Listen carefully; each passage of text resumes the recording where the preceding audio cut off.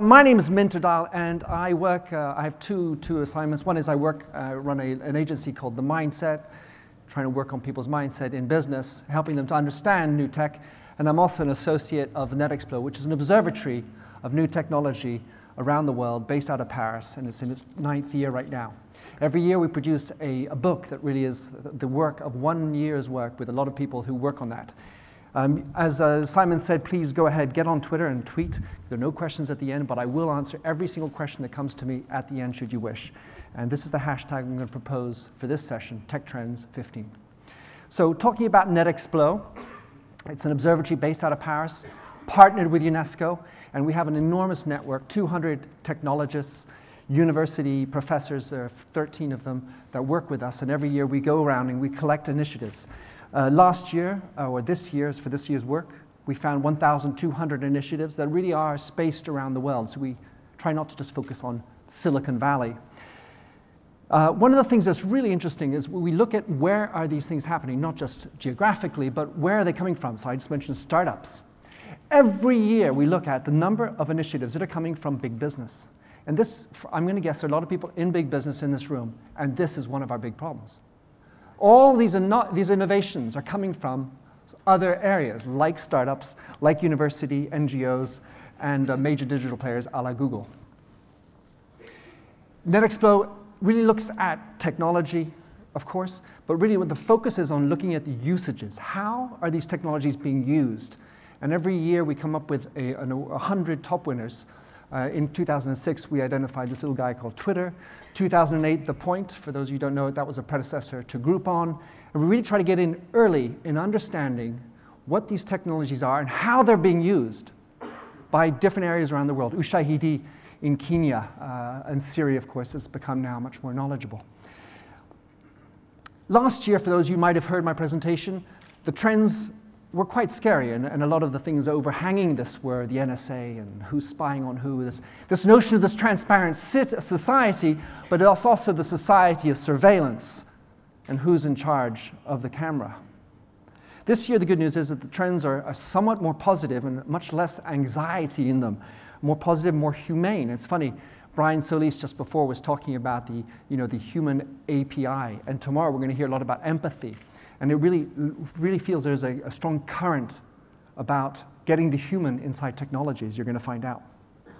What we're going to be looking at is how technology is creating, emphasizing, encouraging more meaning, empathy, and emotion. And I'm going to explain to you all this in a moment. So the name of this trend, and by the way, for those of you who wish, this is already up on SlideShare, so you'll be able to pick this up later, so you can focus on the content for now. So we're going to do My Smart Life, and this is broken down into 3 different sub-trends. My smart protective surroundings, basically looking at how we're living in cities, in big collections. The second is how technologies are helping to build smarter, more empathetic relations amongst us. And the third, it looks at technology usually helping to protect our environment. Because I don't have a lot of time, we're not going to talk about the third one. But I'm going to focus on the first 2 and give you some initiatives, 21 of them. So hold on to your seats. Here we go. So My Smart Protective Surroundings really looks at this notion of living together in the cities. As Baudelaire said, at the beginning, when in the Romantic era, we were looking at cities, it was this really boiling area where people coming in, it was burgeoning, bustling, somewhat terrifying, very smelly, and disorganized. It was extremely exciting to live in these cities. And little by little, these cities became more modernized, more structured, more organized. And as you can see, like in France, in Paris, with the Haussmannian avenues. And then we're now going to the next step, and of course, Google's helping us to map and understand our society. And so this is how we're mapped out even further, more organized with the Excel London. And going even further, we're mapping our space, yes, not just this Earth, but even space. So this is something that's very important for us, this ability to map, understand, organize the surroundings in which we're living. But the question is it going to be this sort of anonymous, inhuman city? Your big brother? Or are we going to have this an opportunity for a more protective, a more enjoyable experience in the city? So My Smart City, when our space is our source of digital information and intelligence, where we can take information from individuals who are using technology and make that improve our lives in cities, And we work on urban ergonomics, where our life in a city is made more comfortable using technology. Transforming the city with technology. The first of these 21 is called No Ad from the US. And so this is interesting because you have all these ads blasted around, if you imagine Times Square. But instead of looking at the ads, you pull up your phone, and it turns the ads into artwork. And I think that's a really fun way, of course, for people who are advertising, a little less fun. Second one is called Capo. Now, for the who's bicyclists in this room? Got some bicyclists? You might have heard of Capo, or these other great, Strava, or these other applications, Garmin, that allow you to master and measure how much you're bicycling. Well, this one's really interesting because it collects all the data that the bicyclists are using in order to improve the data on the city. So it's not just about me and how my heartbeat and my community. Actually, it's using the data from the bicyclists to improve the urban life, the urban landscape. And that's out of Chile. So when the city guides and informs you. So you've got technology that's helping us to understand better our city. There are many of these different types of applications that are coming out. This one's particularly interesting, Smart Walk out of the US, where they have an interface that's broadcast on any surface that includes information that's geolocated for you, relevant to, for example, the weather, where's the nearest restaurant, where's the nearest tube or metro, and it gives all that information, in this case, on the sidewalk. Then SNPs, this is the first one I'm going to talk about, big data. SNPs is out of France, and it actually is even using all your behavior, where you are on your smartphone, and it gives you information now, like the one before, but this time personalized, according to who you are, where you are, what you're doing. So it observes your behavior, it looks at your contacts, sees who's closer. This gives you some opportunities to be more intelligent as you're walking through the city. So a smart, safe exploration as we get to understand our environment, lighting up and decoding, watching over our mobile space. So in the first case, we're sensing and decoding our environment. We're also looking for protection from this outside world, because sometimes it's a pretty scary world out there. So exploring the environment, here are a couple of examples. This one, all right, so I could show you a million examples of drones, but this one we found the most interesting is called Nixie. So it's a drone you actually put on your wrist. And so you put this on your wrist. It looks like this, and it's not a smartwatch. It's a smarter watch, I hope. So you put it on your wrist, and then you turn it upside down, and then you unclasp it, and then it turns into a drone. And the great thing about this drone is that it's linked to your iPhone. So you send this drone out, and then you can watch from the camera right on your iPhone. So you can imagine the applications for that in our daily lives. So using technology to understand our environment, the things that we are digesting, looking at, living in, like food, like plants. Let's see what we have here. The first one is Think Dirty out of Canada. So anyone in the cosmetics industry should be thinking and knowing about this one. This is an application that has referenced over 68,000 products. And it looks at them for all the ingredients, to understand which ones are dangerous, and it gives you a detailed blow-by-blow on each product. Especially if you have the UPC code, just scan it in. Check it out. Think Dirty, free application, very interesting, especially if you're in the beauty industry.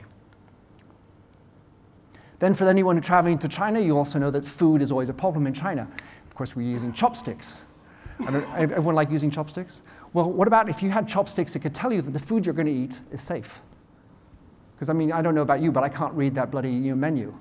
So then you use your chopsticks, you put it in, you dip it into the noodles, and the noodles the chopsticks will either identify blue or red, whether the oil being used was clean and useful. Like it? Came out of an April Fool's joke, done by Baidu. And then out of Israel, CO, this is done by Kickstarter. This is a little molecular spectrometer that allows you to take a snapshot of the item in front of you, whether it's food or plant, and understand what it is. And what's beautiful about this project is that all the data is then being collated and created into a much bigger database of information about the material that's being done. So you can take, for example, there's something like 12 different categories, and you take food, and when you look at the food, then you take the scan, and it shows up it's cheese, and then it can give you a little bit more of a rating about the cheese that's in front of you, give you some nutritional facts, the content that's in it. Analyzing our environment to keep us safe from it. So just a couple here. This one is fantastic. I've been speaking to some people at Philips, people who are involved with lighting. This is just sensational. As you're driving, we all know we have to use headlights in nighttime. Well, what's the problem with headlights in nighttime is that sometimes it can be in your face, or it's not actually great. You still sort of like, what's going around the corner? Well, here you are, you're driving, and let's say that there's snow. Well, what about if you had lights that could pierce through and find the best angle through the snow to see further? So they developed a way that senses where the snow is and finds the best track through, knowing where the snow is falling, and anticipates the best track through the snow. But better than that, as you're driving, it can identify there's a car in front of you, so that it doesn't blind the person in their rearview mirror. And likewise, it identifies oncoming traffic and adjusts as the cars are moving. And of course, it also helps you if you see something dangerous in the front. So that's with regard to saving us and protecting us, helping us driving. But I'm going to guess there are a few people that drive motorcycles.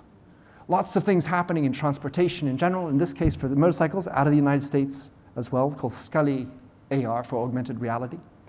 Little camera, a little along the lines of the Google Glass, but you put on your helmet, and it has a little camera on the bottom right.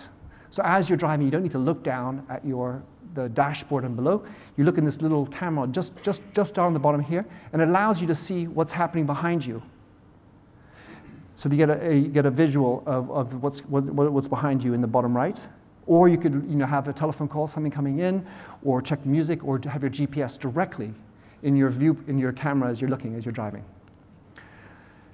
Keeping control over our environment. So we've heard of Google Flu, looks at flu. Well, they've gone one step further, analyzing Facebook and Twitter to actually create a map where things are happening. So you can actually, just like as if you're doing a weather map, you have a illness map to know whether you're in the good zone or not, whether you should be taking your flu shot or not. Then this is out of Nigeria. Do you guys, Ebola was a catastrophe in so many countries in Nigeria. You know how many people suffered from Ebola in Nigeria, the biggest country in Africa? 25 people got Ebola, and only 8 of them died. And one of the reasons is because of this application, which is but simple. What it was allowing for the healthcare workers to do a very quick survey on their phone, and then uploading all that information and collating it to identify quickly when there was something happening, to be able to isolate it, because that was the big issue. So the second major trend is this thing about empathy and using technology to help drive and improve and encourage more empathy. Using our network as a mentor or fostering empathy. So in the realm of mentoring, we're going beyond just learning, and it's actually mentoring, improving me personally, my ecosystem, my life. So a few examples here, learning through guidance. This is out of the United States, also a Netexplo winner. Branching minds, helping parents and teachers to identify learning disabilities and provide them with a customized pattern or help them get through their learning disability, branching minds. And there's a lot of academic study behind all this. And then photomath out of Croatia. For those of you really not struggling in maths, you're going to love this one. You just take your app, you look over the equation, and it automatically tells you the result.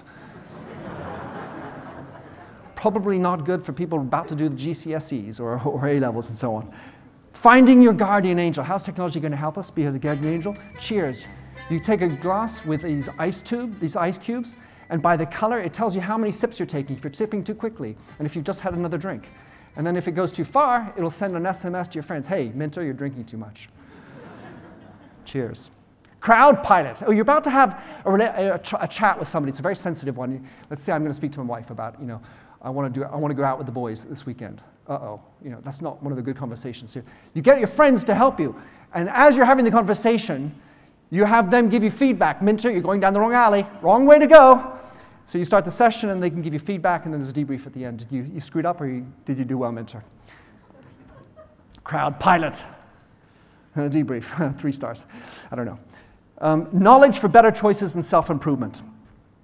Iodine out of the States. Looking at pharmaceuticals, all these medications we're taking, who's telling the truth? This is great because this one gives you both academic and our understanding whether these are real side effects, how many people are actually having these side effects, how bad are they, and how good is the information that's being given to you. So it gives you all sorts of information, both academic and crowdsourced, about medication. So Iodine's an app, and you can get it online as well. So last one is digital empathy. Feel better, relate, and share. How can technology improve our empathy? Gosh, it's supposed to denude us. I mean, the thing is, we're always thinking it's not good for us as technology, but we don't necessarily change for the worse. We can change for the better. Social media, we're always worried, you're only listening to the same people who hate the same things you hate or love the same things you love. Or can we find ways to use technology to improve us, our humanity, and give us a better existence than this? Don't we deserve more? So digital technologies are treating emotion as a subject itself of analysis, reproduction, and simulation. So analyzing, managing, and simulating emotions. This is an app, Crowd Emotion, that looks at babies. And I don't know about you, but when I look at my son, I have a conversation with him. I don't know what he's saying. Is he happy? Is it what? I think I'm clear, but it's not. You know what I mean? I mean, if your children, talking to your parents, this is an application that looks at your baby and dissects every single moment of the emotion that's going on with strictly better reading than we do. So happy. I don't want you to come around here. Uh-oh, what's going on? What's she doing? Craziness. And then there's a moment, you smile. And then, uh-oh.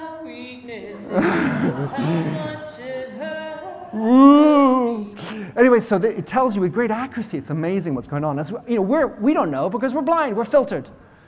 Or then we can improve our empathy by putting this beautiful little thing on our head, and it'll stimulate our brain and generate serotonin to make us be happier people. And isn't that a great thing? Wouldn't that be lovely if we could just sort of turn that on and make us so much happier? Uh-oh. Not necessarily. So developing digital empathy, here's the last few ones. This is a thing out of the States, 7 cups of tea, 25,000 volunteer therapists. You can go out there, you don't know. And what's great, like Uber, you can rate them, they can rate you, and so on. So that's a really kind of a neat little way if you're looking for a little therapy on the side. And then the final one, the machine to be another, out of Spain. Now, how about living in the skin of somebody else? Like you're a woman, you want to be a man, you're able, you want to be disabled.